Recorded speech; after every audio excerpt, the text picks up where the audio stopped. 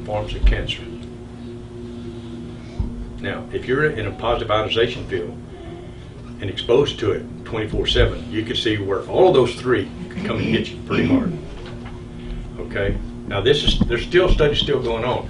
But see, if we're living outside the environment that we should live in, it's like that rippling effect. Okay? And so we have a lot more potential of not just damaging ourselves and wasting the services and utilities, but we're damaging the environment and we're wasting the natural resources that we have. Now, all of you know what our most critical natural resource is, don't you? Who can tell me? Water. Water. Yeah. Water is very, very critical. How long can you live without food? About 21 days. How long can you live without water? Not very long. Yeah. Okay. Now, with the report that AgLife put out this last year that our shallow wells up to 200 feet are becoming non-drinkable water, what do you think that's going to do? So let's talk a little bit about the house itself.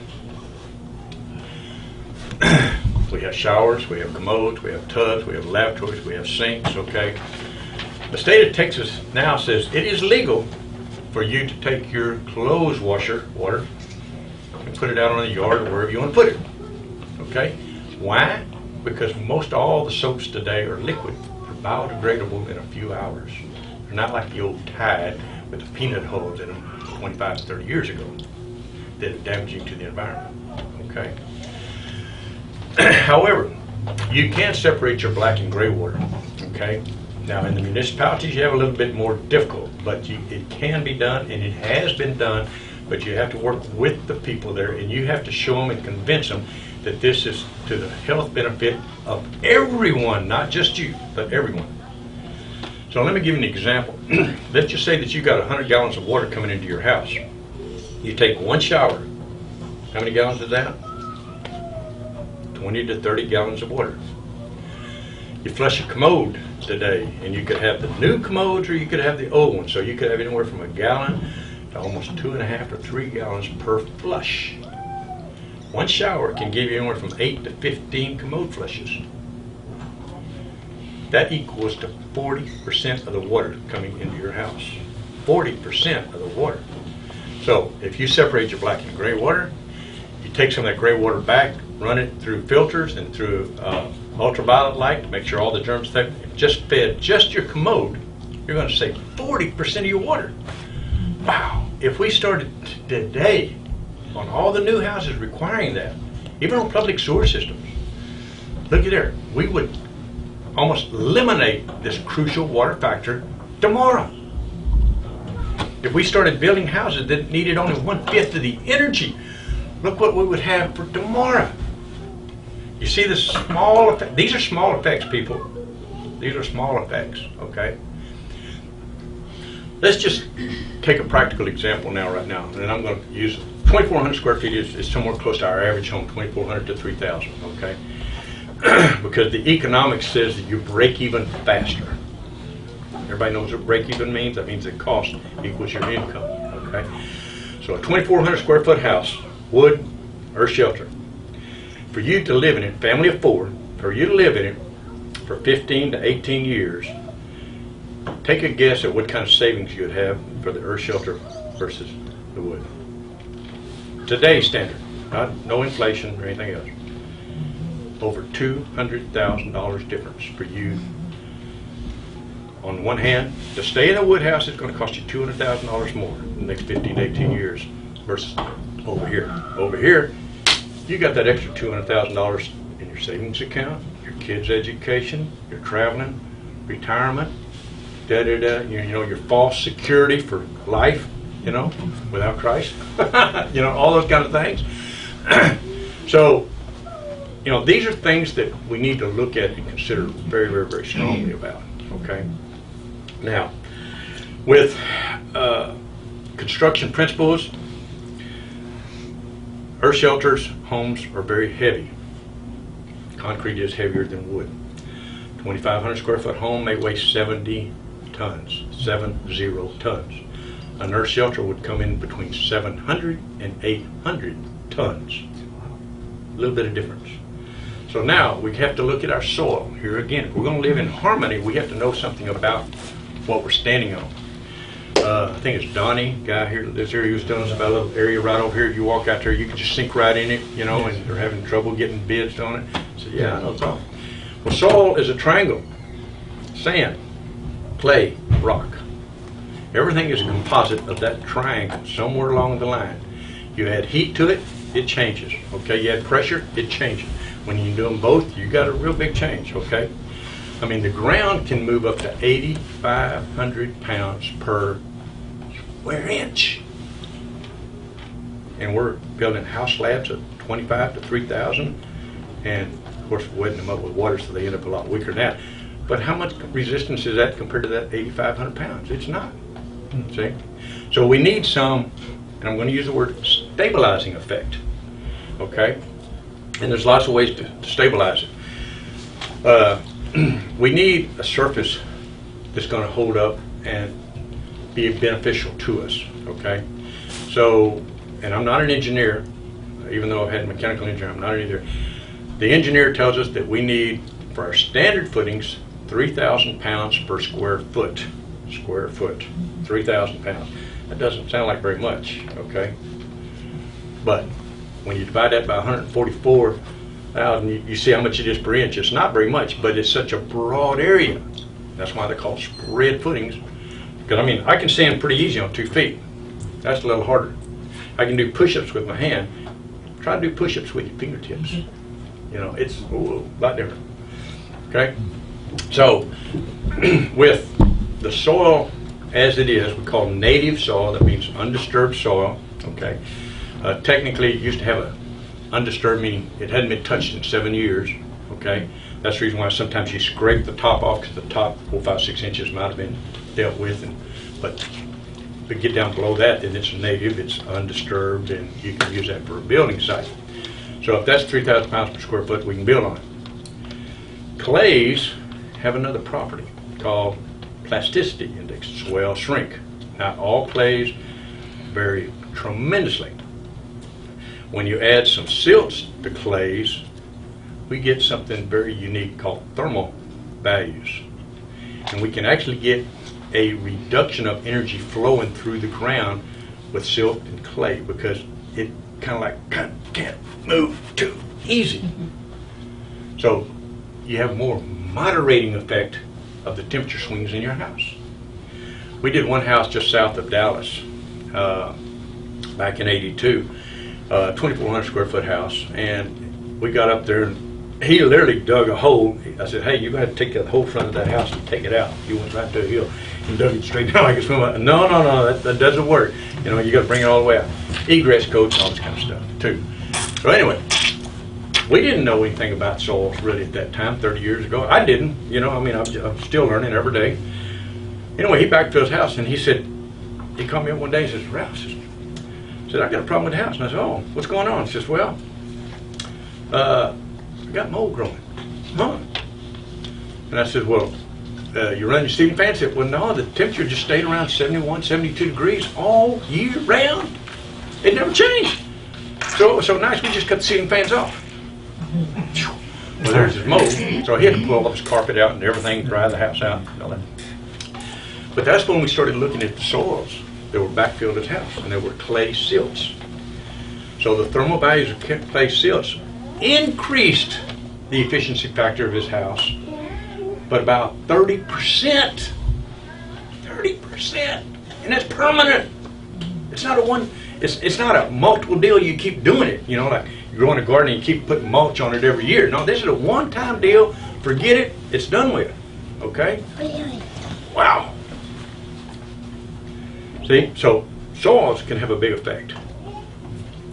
And I mentioned earlier that when we covered the houses, we would use styrene board as a bologna sandwich. Everybody's eating bologna sandwiches. I grew up on them. But we would initially, because, you know, our modules got these little humps.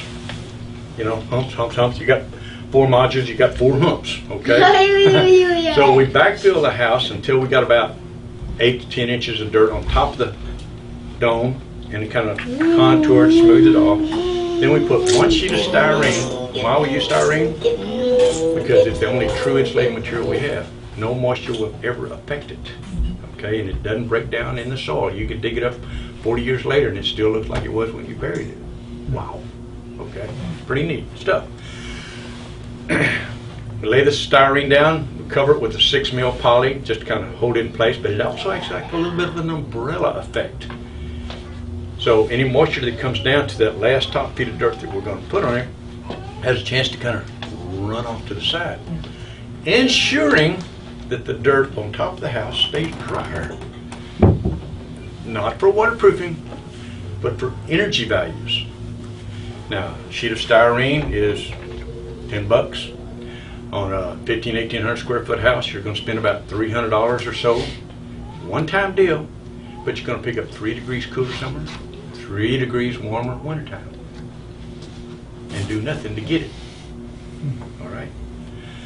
Now, let me talk a little bit about designing a house. This is, to me, is the most crucial thing, because after all, a house or building is where you're sleeping, where you're staying, and for the average person in the United States, it's about a 4.5-year term, and then they move on. Did y'all know that? That's the average. People stay in a home about 4.5 years and they move. Yeah. Some people stay in there 20 and 30 years. I'm amazed to find a few people that still do that. Okay. But it may not be profitable for you. It may not be profitable for you. It may not be profitable for you. Told us too late. It's too late. It's not too late. You go to my website, and we did a house in California a couple of years ago. The guy, he's a pharmacist, but he's also a naturalist. He's about 76, 78 years old, and he's still out, agile.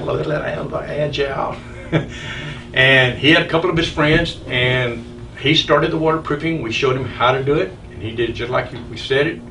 And he turned out real good, and he finished his house. It took him a little longer. I mean, he had a little help here and there, but you know, I mean, he basically did it himself. Okay, and he saved, you know, quite a bit of money, about 20-25% minimum of what the house should have cost. That's significant. Okay, even if you act as an overseer, that's still significant. And just hire reliable people or people that you know of. Okay, I mean, that's significant. Use your local people, your neighbors, because they got to face you every day, and they're going to be less likely to try to rip you off. Okay? Now, I know you don't know me. I know that, but you know, I'm trying to give you information. I'm not trying to sell you something today. Okay? I'm just trying to educate you. He finished his house, and so you can see his house on the website, and he's got his email there, and you can see his testimony. So you can email him, talk to him. This is what we do for potential customers. We want you to see a home, talk to some homeowners before you ever start spending 1 red cent. And luckily we still have pennies on the market. Okay? It's important that you do your homework. Your homework is who you are, what you are, and what you expect to get out of it. That's your guarantee. You can't put your trust in another human being and expect them to guarantee you squat. Scripture tells you no. We won't do that, and we say, well, if you don't do it, I'm going to get a lawyer and sue you. Well, you know, we don't need that kind of stuff either. You know, that's not loving one another. So, get familiar with what you're doing, looking at. Your homework is quite detailed. It's very, very simple. I tell you to get a 3-ring notebook, put dividers in it for every room in your house. That means even a walk-in closet, if it's that big, yeah. Because you can eliminate furniture by having a walk-in closet, shelves where you stack everything nice and neat. Us guys, you know, we walk through, just keep on trucking to the shower, you know. You know, we don't have to pull out any drawers. We don't have to fold it and you know, when I'm military man, hey, you didn't fold that right, you know. Hey, you didn't make that bed right, you know. All that kind of stuff. So, your homework needs to be done as honestly as you can. But there is a provision for that, because one of the folders says my concerns or questions. And I mean concerns or questions. If I say, You like this kind of blue? What about this kind of blue? This kind of blue. Okay. There's going to be something that you say, wow, that's it. Because when you get that kind of an emotion coming out that's that strong, it's telling you something about what's inside of you. And you should say, why do I feel that strong about it? And you will learn something about your personality, of who you are, what you are. Okay? Guess what? When you're laying out something and, well, I don't really like that, do you stop and say, why don't I like it? If you don't, you're not benefiting. If you don't learn from who you are, you can't be more productive in the future. You can't have better health in the future. You can't have more savings in the future to live off of. Every decision is crucial. So you write these things down. What we try to do is come back and start asking you questions. Okay? And we try to start building on your strengths. We try to take these weaknesses over here and convert them to strengths. We're not eliminating anything. Okay? We're not saying this is right and this is wrong. That there is no right or wrong when it comes to you. Remember, God made you perfect. Sin made you imperfect. So you have to deal with that. I can't deal with you on that. Don't ask me what would I do with my house. I'm not living in it. I'm not even paying for it. You know, come on.